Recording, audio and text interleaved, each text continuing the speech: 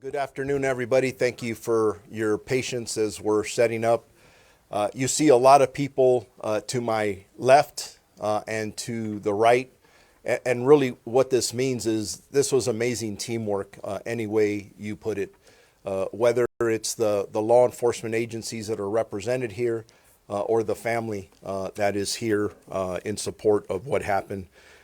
Today marks a significant and long-awaited step towards justice in the case of the senseless murder of our Los Angeles County Sheriff's Deputy Juan Abel Escalante, which occurred back on August 2nd of 2008. After 17 years on the run, 38-year-old fugitive Roberto Salazar has finally been returned to the United States to face justice. The Mexican Attorney General's office and the Mexican Security Ministry have confirmed the transfer of 26 individuals to the United States, following an agreement with the U.S. Department of Justice that it will not seek the death penalty in this specific case. This transfer represents the culmination of tireless and unwavering work by a broad group of law enforcement detectives from the Sheriff's Department, the Los Angeles Police Department, and the U.S. Marshal's Office, along with our District Attorney's Office. Among them, I want to especially recognize Sheriff's Homicide Unsolved Detective, or Unsolved Unit Detective, I should say, David Ishibashi, whose relentless commitment to this case embodies the best of what we all stand for. From the very beginning, our investigators have worked side by side with the Los Angeles Police Department and our federal partners at the U.S. Marshals Service, leaving no lead unchecked and no effort spared. Now, just a little bit of the background on what happened back in 2008. In the early morning hours of August 2nd of 2008, Deputy Juan Abel Escalante, a dedicated public servant, a husband, a father, and a very proud member of the law enforcement family here at the Los Angeles County Sheriff's Department, was ambushed and killed outside his Los Angeles home as he was getting ready to leave to work. A joint investigation by the Los Angeles Police Department's Robbery Homicide Division and our Los Angeles County Sheriff's Department Homicide Bureau quickly identified suspect Roberto Salazar, a known criminal street gang member, as one of the suspects involved in the murder of Deputy Escalante. While 5 other suspects were arrested, Salazar fled to Mexico and eluded capture for over a decade.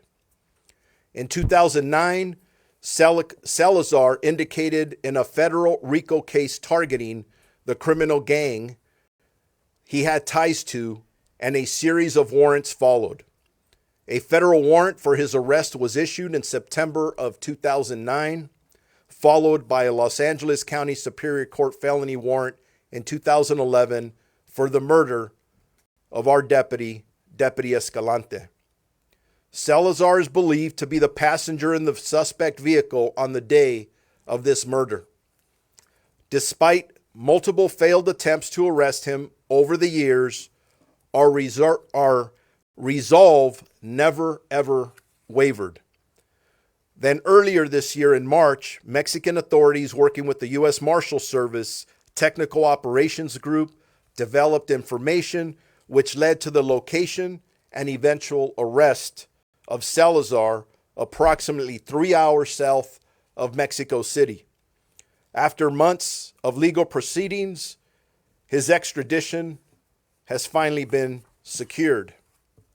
Our goal was always very clear: to bring justice to Deputy Escalante's family. We have never forgotten our brother, Deputy Juan Abel Escalante.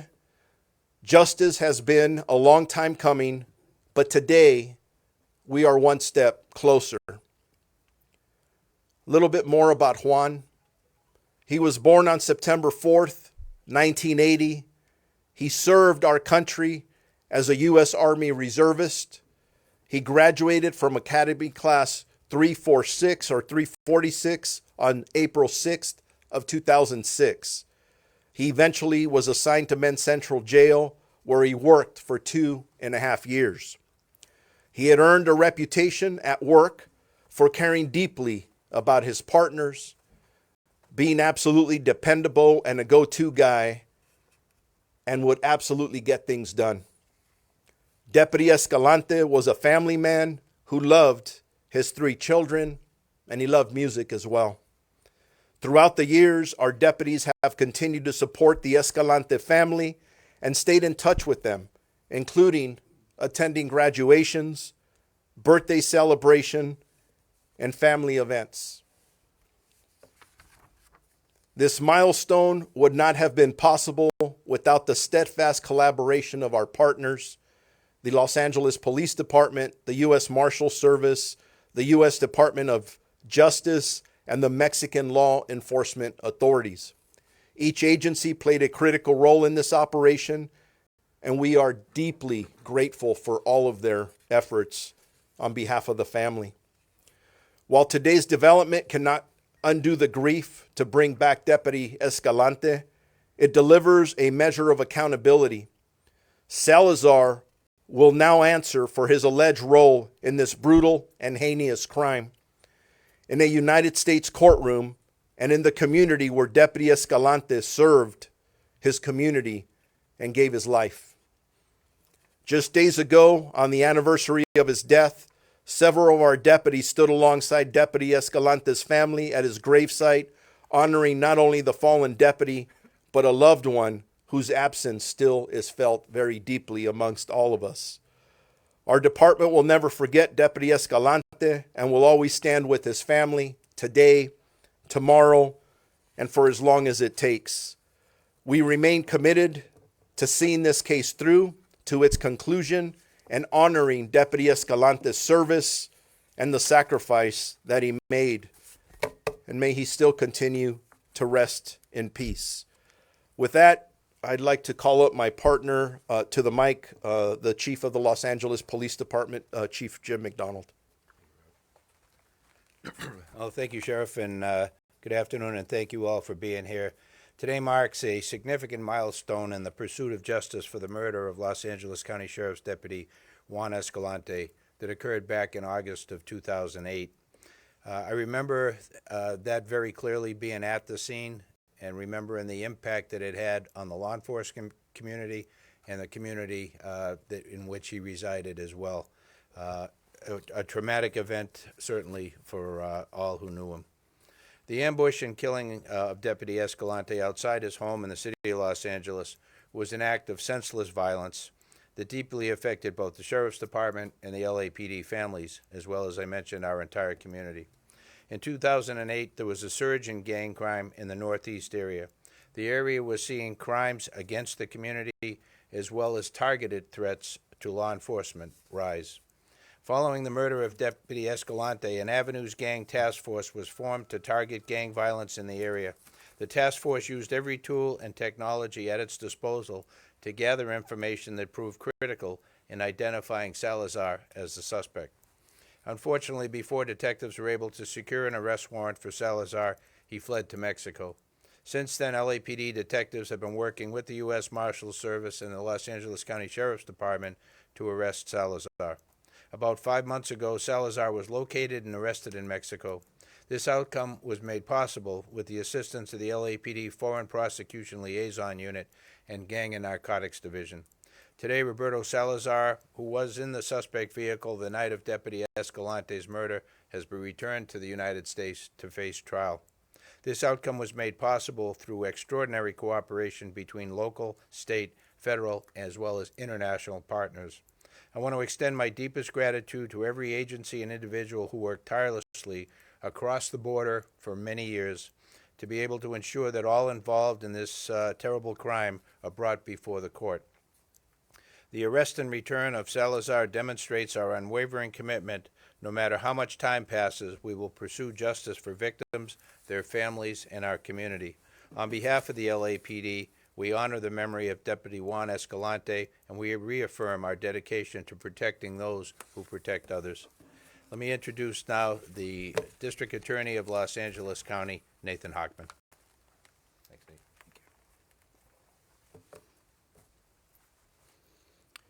The relentless pursuit of justice. One often hears those words, but you actually get to see that played out in this particular case. On August 2nd, 2008, a brutal and tragic killing of a member of our law enforcement community happened. Los Angeles Sheriff's Deputy Juan Escalante. And as you heard, what then happened was law enforcement and the district attorney's commitment to bring these killers to justice. And working with the Los Angeles Sheriff's Department, working with the Los Angeles Police Department, prosecutors in my office, in the DA's office, in particular, John Colello and Phil Sterling, began that mission to bring these killers to justice. There were 6 people involved in this absolute brutal murder. 5 of them have already received justice and been through the system. The shooter was named Carlos, went by the moniker Stony Velasquez. He actually pled guilty to first-degree murder with special circumstances and is doing a life without the possibility of parole sentence.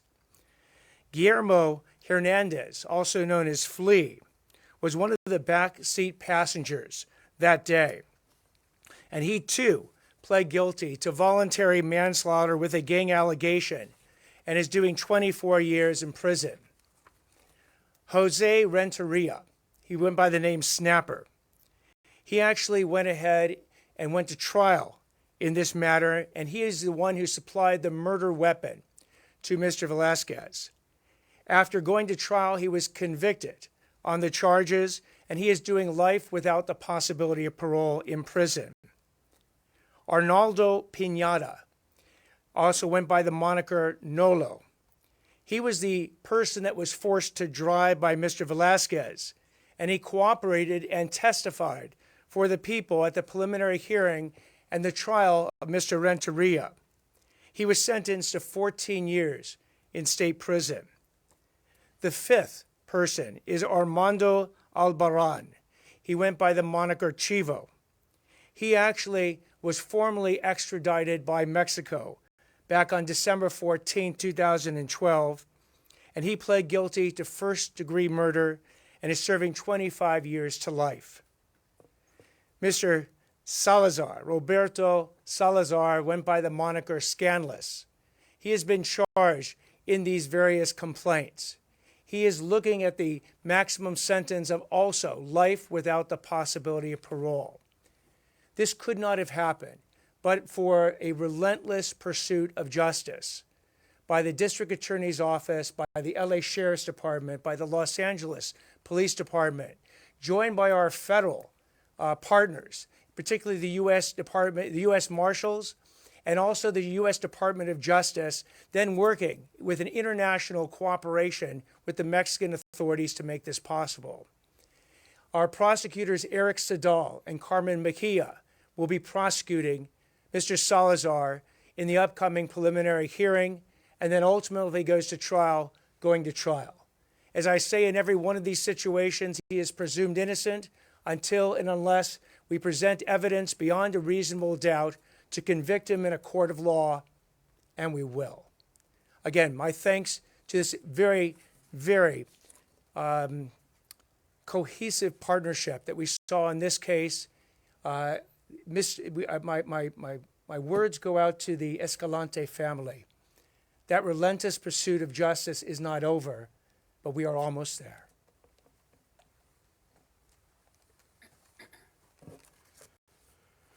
Thank you, Mr. Hochman, and thank you to everyone in your department and to Chief McDonald. I really appreciate the work of all your detectives. Did an amazing job. It took, I think if my math is right, about 17 years, but we never let go.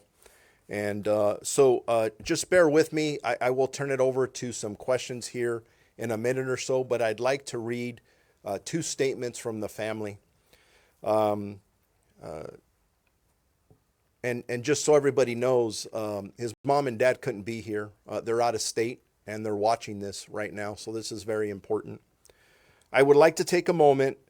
We would like to thank law enforcement, the district attorney's office, and everyone involved for all of their efforts to bring this suspect into custody after 17 long years. We want to thank God for justice finally being served. The second statement, the first statement is from mom and dad. And again, they're out of state. And mom and dad, I know you're with us here in spirit. And from having previous conversations with you on the phone, I know you're very happy about this development.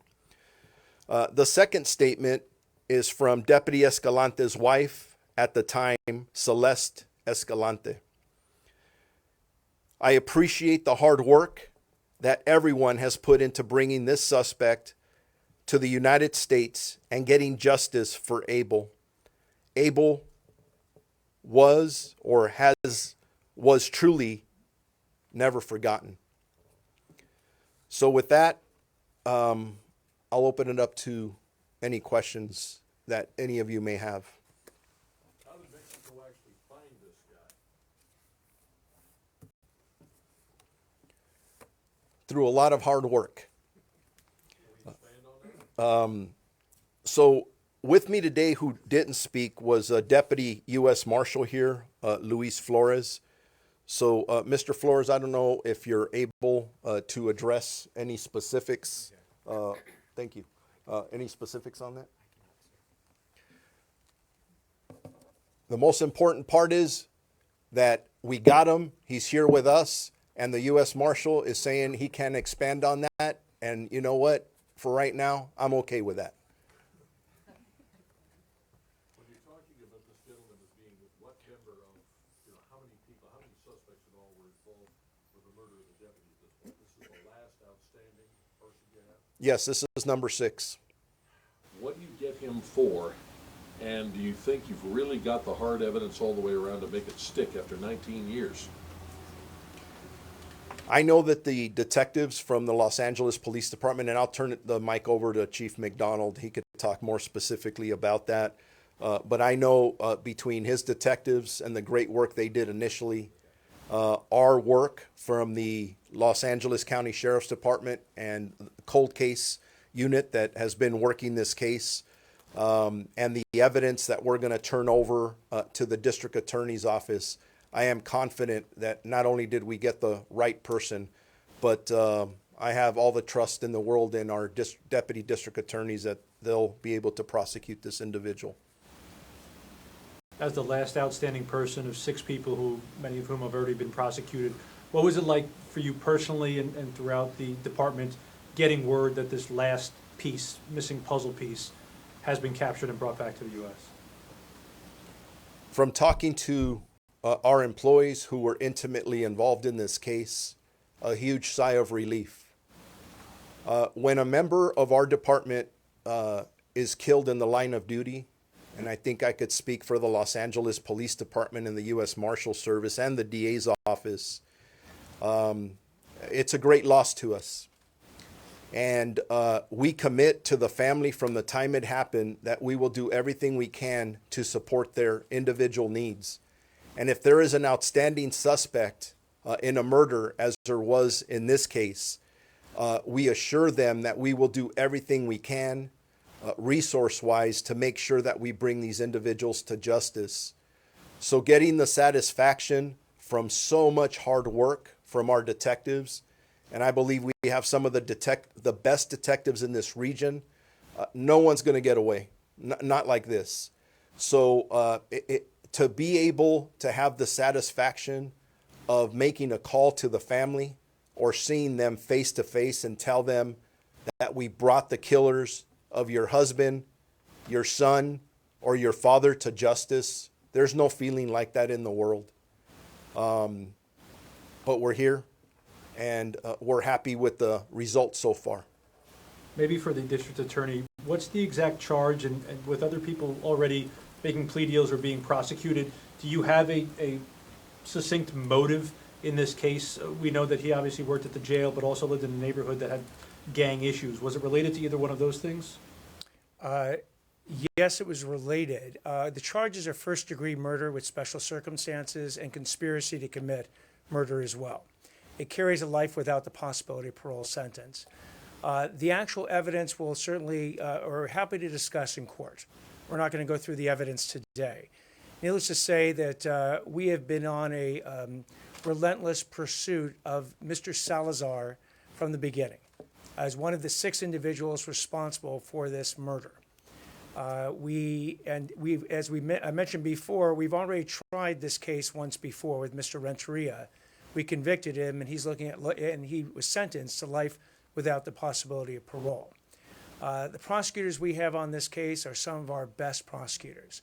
The original prosecutors were some of the best. The current group of prosecutors are some of the best. We fully anticipate convicting Mr. Salazar of life of first-degree murder and conspiracy to commit murder with the special allegation as well. But it's fair to say he wasn't in uniform when he was leaving the house that morning. It's fair to say he was targeted? He was not in unit. He was off duty at that moment in time on his way to Men's Central Jail.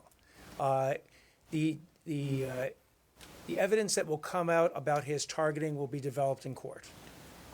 Given the evidence in the trial, Mr. Huckman, is that key to being able to get a conviction in this next case coming up? The fact that you convicted other people, that evidence backs up and shows his complicity in the crime? We won't be able to use the convictions themselves against Mr. Salazar, but certainly the evidence that was developed in the prior trial we would be able to use against Mr. Salazar. Much of it will be overlapping evidence. And if I could make one last comment, it looks like the question portion of this is over. If anything is clear from what we're talking about here, right here, today, it is unacceptable, and you asked the question whether they knew he was a deputy sheriff or not. To kill anybody in that shape, way, or form is 100% unacceptable. But I'm going to make something very clear.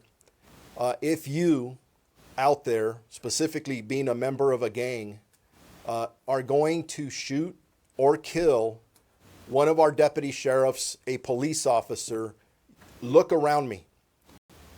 We never gave up. And it was this team effort that brought these individuals to justice, even if they thought they can seek safe haven in another country. We're going to get you. You better think about that. We're not going to stop coming for you. And again, on behalf of the family, they want to really thank all of you for being here, covering this story. To mom and dad out of state, we did it. We did it for the family. And I'm very proud of the work we've done today. Thank you very much for coming and covering this very important story. Thank you.